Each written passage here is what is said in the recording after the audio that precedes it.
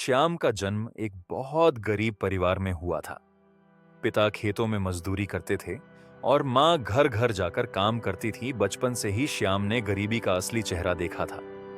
उसे हमेशा लगता कि अगर पैसे की टंकी जैसी कोई चीज होती जिसमें वो हर रोज थोड़ा थोड़ा पैसा भरता तो शायद एक दिन गरीबी खत्म हो जाती। श्याम की एक ही चाहत थी, एक दिन अपना ऑटो रिक्शा लेना। हर सुबह जब वह स्कूल जाता था तो रास्ते में ऑटो ड्राइवरों को मुस्कुराते हुए देखता और मन ही मन सोचता, काश एक दिन मेरा भी अपना ऑटो हो। 8वीं क्लास के बाद श्याम पढ़ाई छोड़कर चाय की दुकान पर काम करने लगा।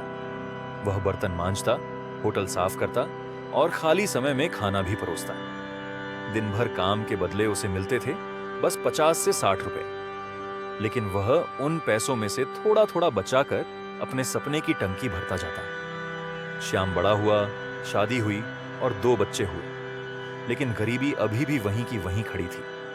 फिर भी श्याम का सपना नहीं टूटा। आखिरकार एक दिन गांव में एक आदमी ने पुराना ऑटो बेचने की बात कही। ऑटो पुराना था, लेकिन श्याम की आंखों में चमक आ गई। उसने वर्षों की बचत, उधारी, थोड़ा कर्ज सब जोड़कर वह ऑटो खरीद लिया। श्याम के पास ड्राइविंग लाइसेंस नहीं था, इसलिए उसने रामू नाम का ड्राइवर रखा।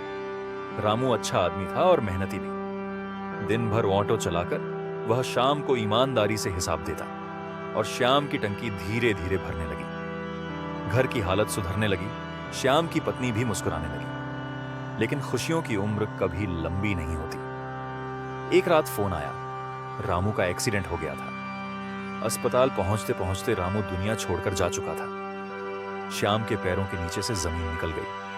एक अच्छे इंसान को खोने का दुख अलग था, लेकिन परिवार फिर से संकट में आ गया था। अगली सुबह श्याम ने ऑटो के सामने खड़े होकर सोचा, अब क्या करूं? ड्राइवर रखूं तो किराया देना पड़ेगा और कर्ज तो अभी भी बाकी है। उसकी पत्नी ने कहा, श्याम तुम ही क्यों नहीं चलाते ऑटो? तुम इतना नहीं कमाओगे तो बच्चे कैसे पढ़ेंगे? हाँ, आज से मैं खुद चलाऊंगा।